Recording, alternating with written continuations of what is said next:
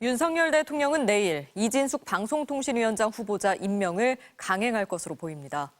이런 가운데 이 후보자를 둘러싼 의혹은 계속해서 제기되고 있는데요.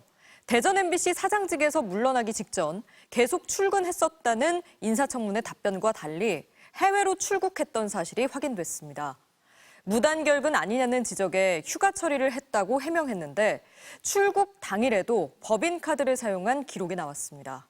이용주 기자입니다. 이진숙 방통위원장 후보자가 대전 MBC 사장에서 물러나기 3주 전인 2017년 12월 22일 노조가 사측에 보낸 공문입니다. 이 사장이 12월 2일부터 출근하지 않고 있다며 업무 차량을 계속 쓰는 것은 배임인 만큼 즉각 반납하라고 요구합니다. 이 후보자는 인사청문회에서 당시 계속 출근했었다고 답변했습니다. 파업을 하는 사람들이 회사에 나타나지 않고 있었고 본인들이 저를 보지 않았다고 해서 출근을 하지 않았다고 얘기하는 것은 잘못된 주장입니다. 출근 계속 하셨어요? 했습니다.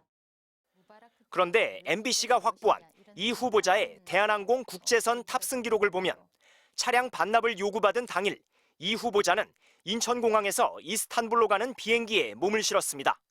그리고 9일 뒤 귀국했습니다. 이때 이 후보자의 출장 기록은 없습니다.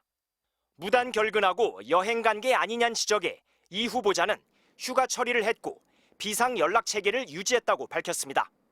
하지만 당시 누구에게 휴가를 알렸는지는 답을 거부했습니다. 휴가 처리했다면서도 법인카드는 썼습니다. 이 후보자는 출국 당일 오후 1시쯤 인천공항 근처의 칼국수집과 커피 매장에서 법인카드를 사용했습니다. 이 또한 업무용이라고 했을 뿐 휴가 당일까지 누굴 만났는지 설명하지 않았습니다.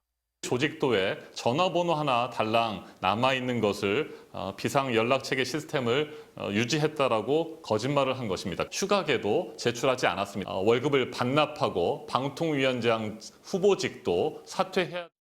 법인카드 관련 해명도 신빙성을 잃고 있습니다. 한도의 2배가량인 월 평균 420만 원씩 법인카드를 쓰고도 증빙 자료를 전혀 내지 않았다는 지적에 이 후보자는 실무자가 처리했다고 했습니다.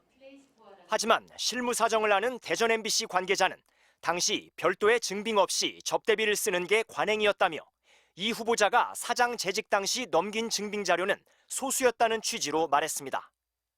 언론노조는 법인카드 유용 혐의로 이 후보자를 검찰에 고발하기로 했습니다.